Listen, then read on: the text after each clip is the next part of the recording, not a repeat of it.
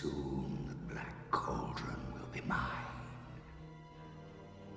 Its evil power will course through my veins. And I shall make you Cauldron born.